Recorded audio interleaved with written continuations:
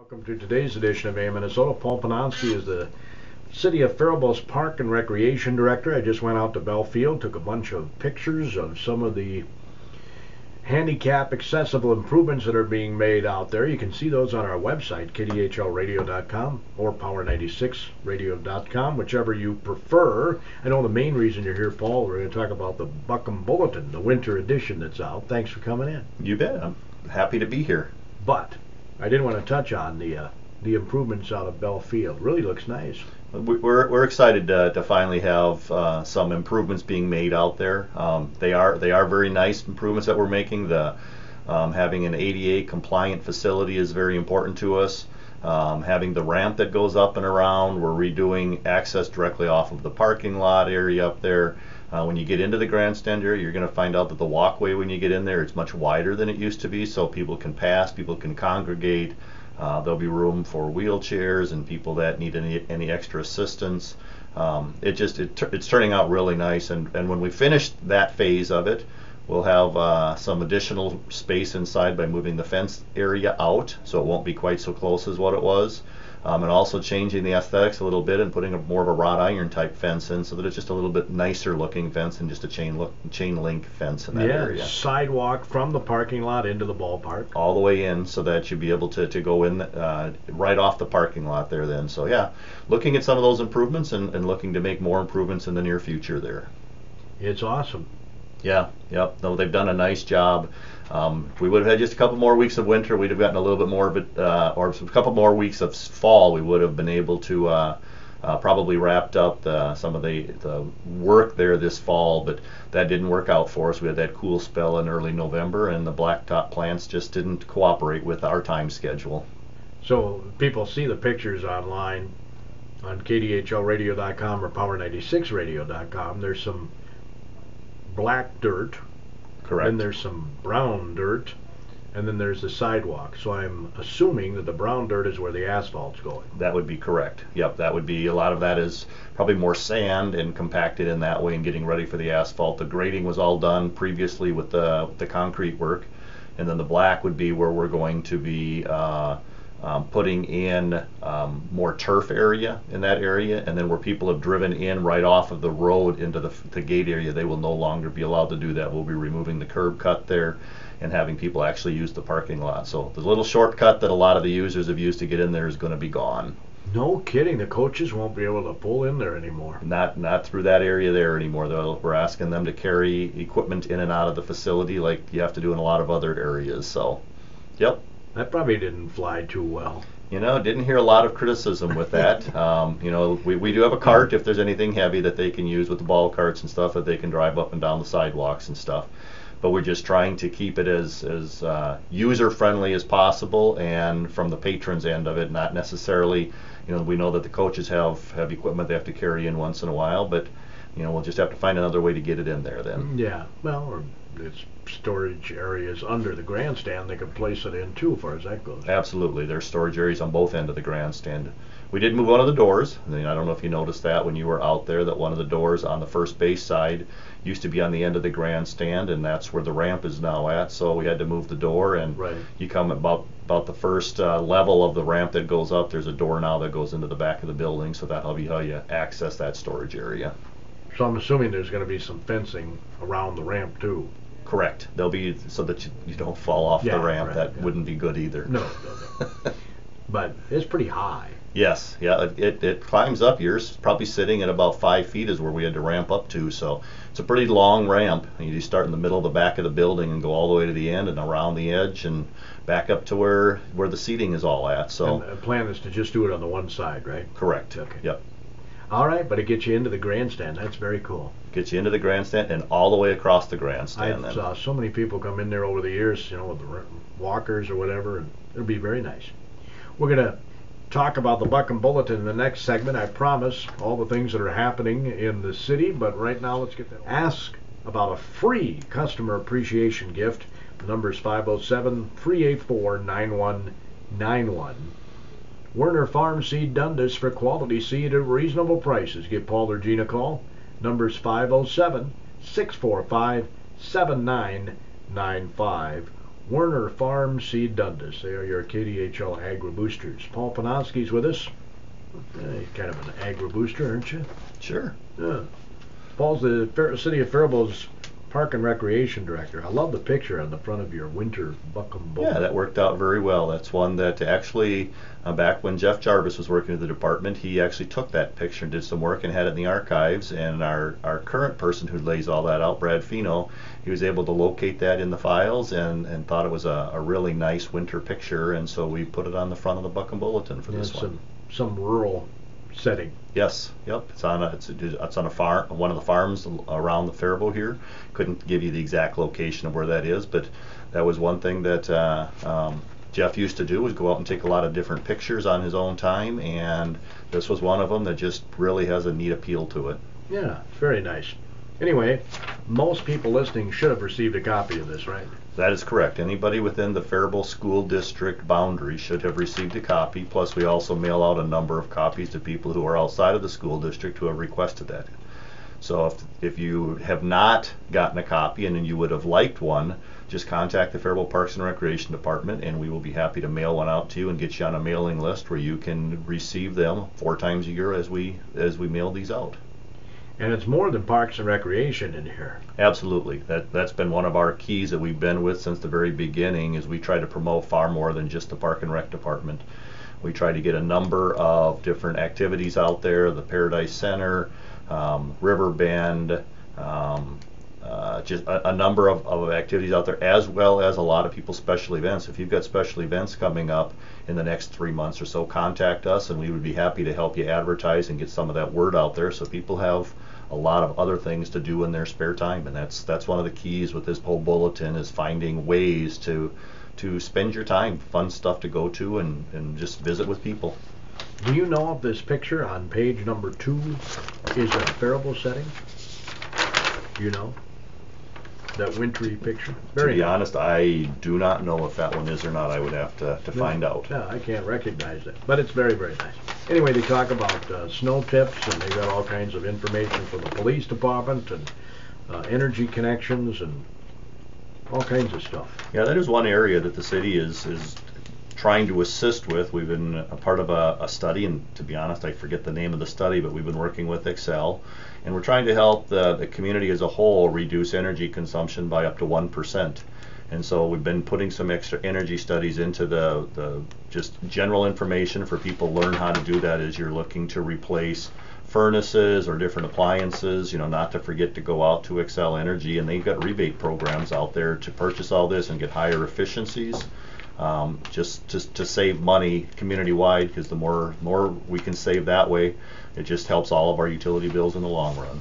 I usually see the ice arena when they're doing hockey games in there. I didn't realize you had as many open skate areas at times as you do. We do, and they're extremely popular. We've got Saturday afternoon and Sunday evening open skate times. A lot of the tournaments even work around our schedules that are out there, and Saturday afternoons have a fair-sized crowd, but Sunday evenings are the busy time out there. They turn some of the lights down, turn the strobe light on, crank the music up, and people love to go out there on Sunday nights and skate. So don't forget about that as an option for some free time on weekends to go out to the ice arena.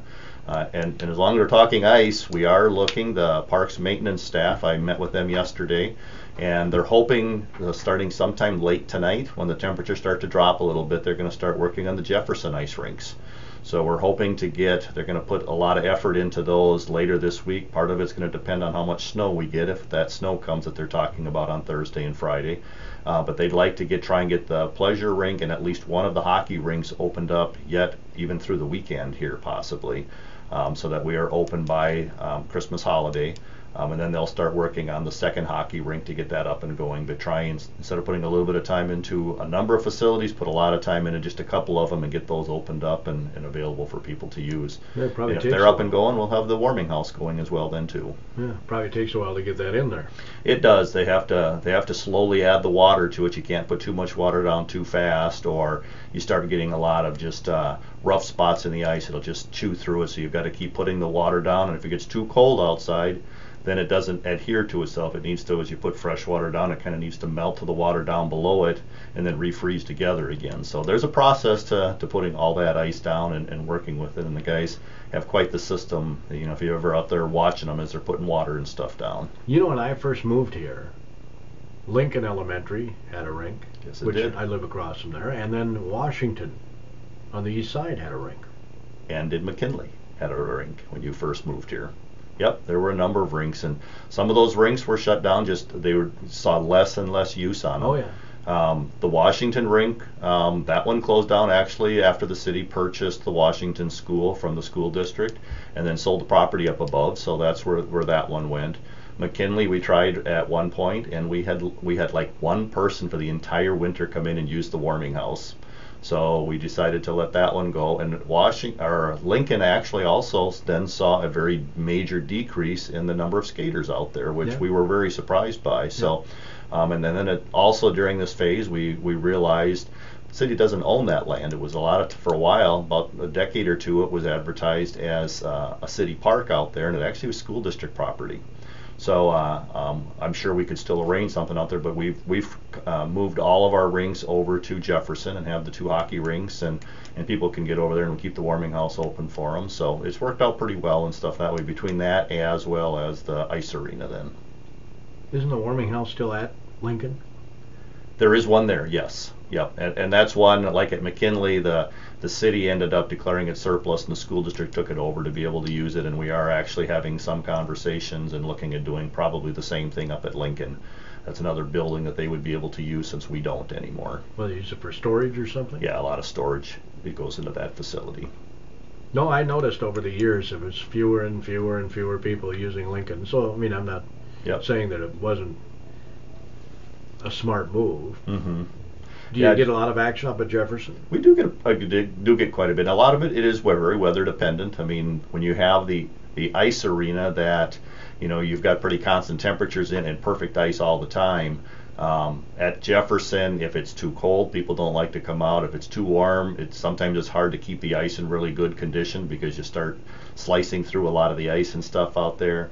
Depends on how many hockey players are out there because they can rough up the ice pretty fast. So we do try and get back almost every single day and clean it back up, but it is just once a day.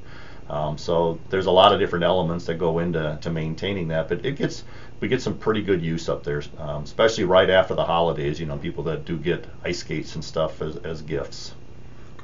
I don't know how to describe it. There's something kind of special about being outdoors on a rink, though, I think. There is, and I think, you know, you'll see that as we open up, there gets to be a lot of activity out there, especially in the first 2 or 3 weeks after it's opened up. People love to go out and just skate around, as long as the wind's not blowing like crazy out and it's too cold. True. But yes, it's a lot of use out there, and I think the youth that go out and play hockey out there in the hockey rinks, they just love it too. I mean, they're out there from before we open the warming house in the morning until even after it's closed, if they can still see their puck.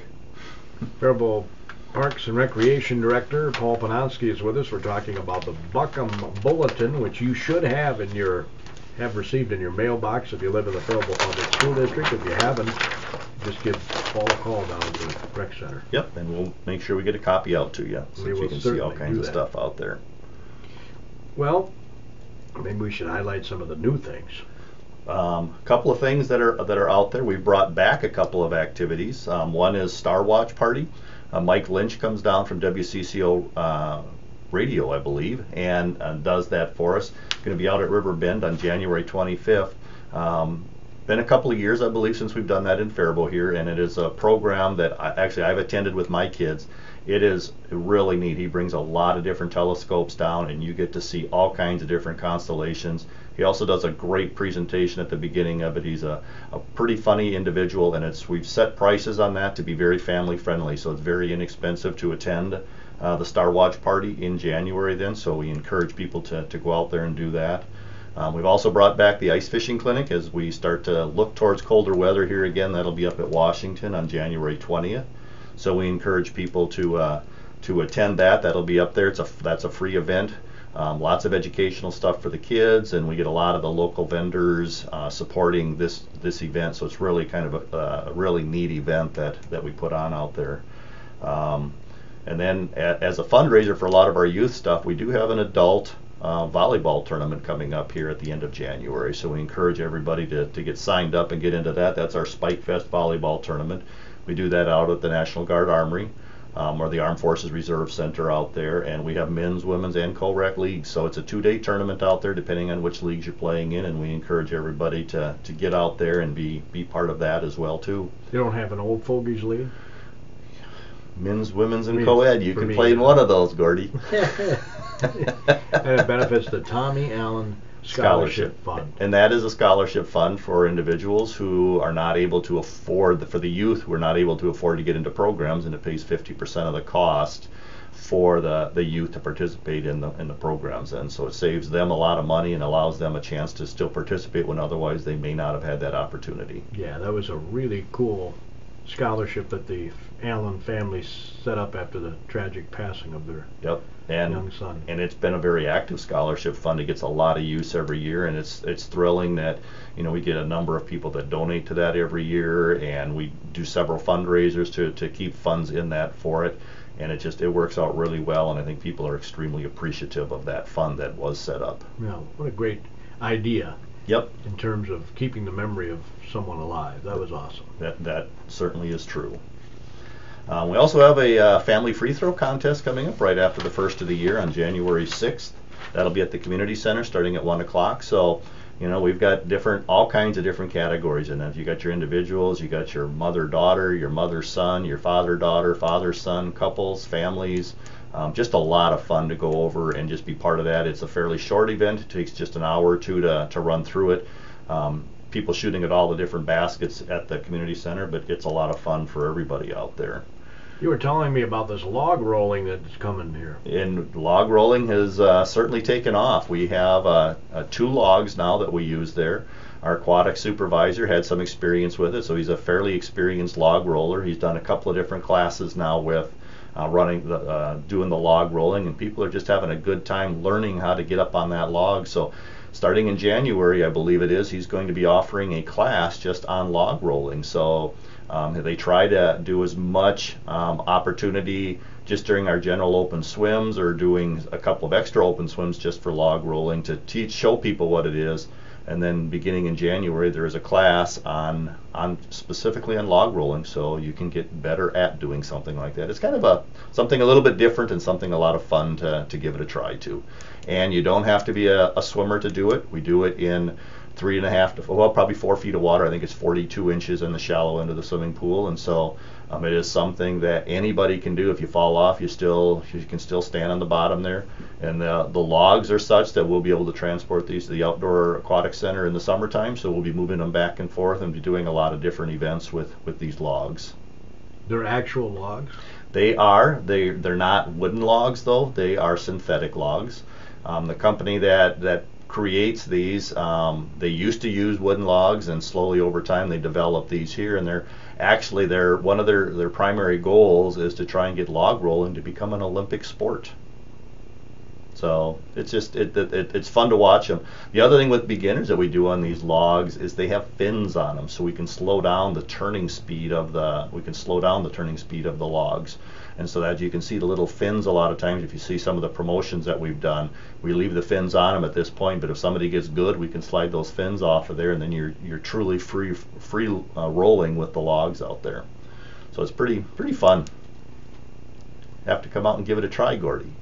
I really don't have any desire to be rolling on logs. They do have CPR and first aid classes, I see here. And we do run a number of those different classes. There are some people that need to have some of those for certifications for different jobs that they may have. And so we try to offer either CPR or a first aid class every month, so we have a large number of those out there as well too, and we encourage you to take a look at our different dates that we have available for those and just see if they work for you. But we've got some great instructors. They're all Red Cross certified classes, and then you can also do renewals and stuff that way when you need to do refresher courses out there. Yeah, you have some enrichment classes, like a person could learn American Sign Language, I see. Absolutely. We've been teaching sign language classes for probably 25 years in our department, and the classes still are extremely successful. There's still a demand for them on a constant basis, and I think that's a tribute to people who want to learn sign language with having the academies in town here, and we just appreciate the support we've gotten from the people and also from the academies. They've been able to help provide instructors for us, and it is a full immersion class. The individuals who have been teaching the class for us for the most part over all these last at least 20 years, they sign only. So you go into the class and you learn pretty quickly how to do some of the basic sign language signs and stuff out there.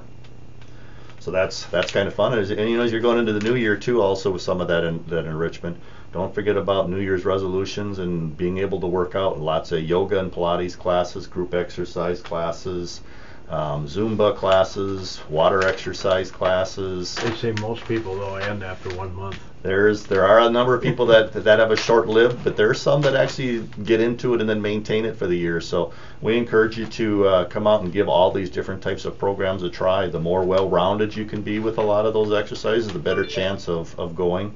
And also, if you can find a buddy out there to come and work out with, maybe they can guilt you into continuing versus slowing things down.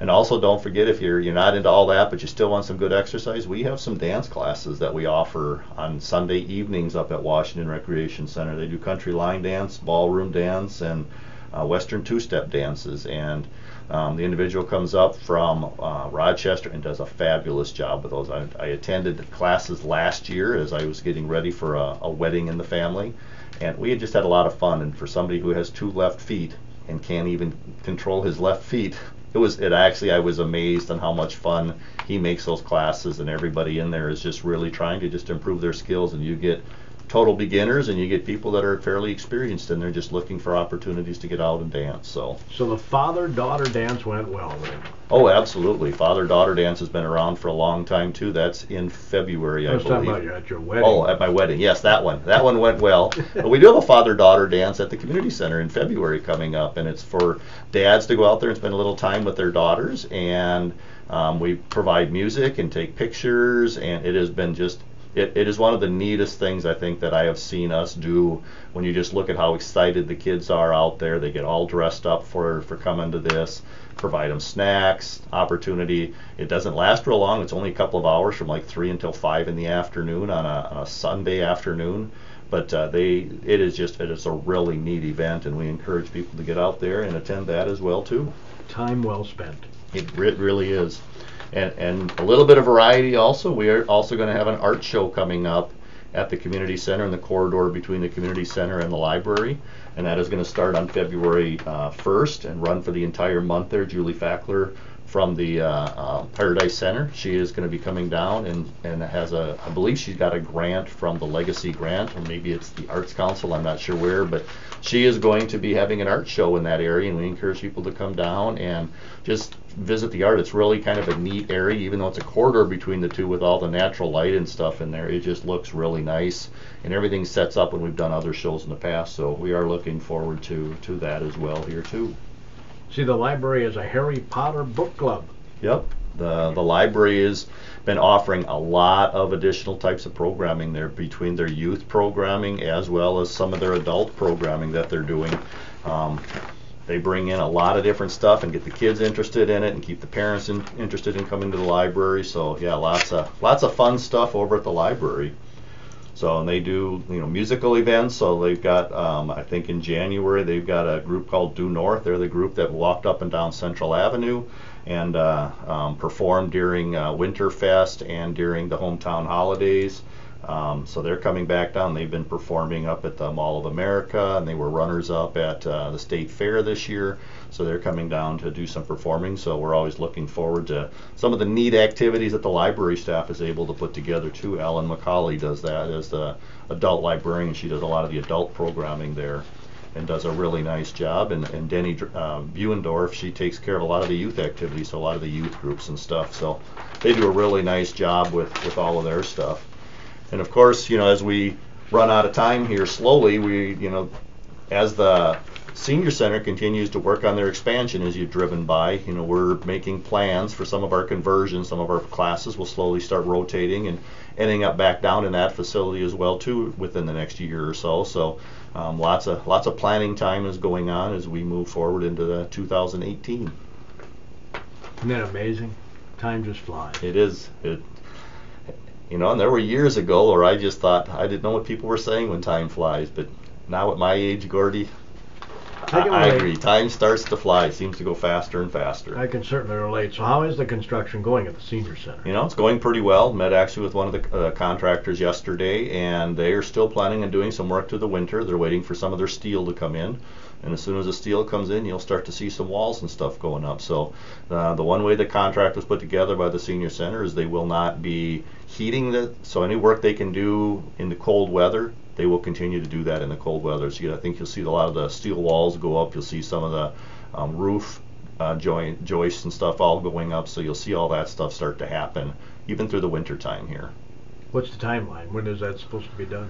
They're next fall. Okay. By the time they get the whole thing done, they're doing the area directly west of the building first, and then there's going to be a fitness room area that'll kind of come out towards the parking lot from where their existing senior center is, and that'll be the second part of their phase. They're hoping to get started on that sometime in the late spring. So the senior center still, you know, I'm assuming they're still looking for donors. So if you're out there and you're willing to help them out a little bit, they're willing to work with you on that. So just you can contact Mona Kaiser at the senior center.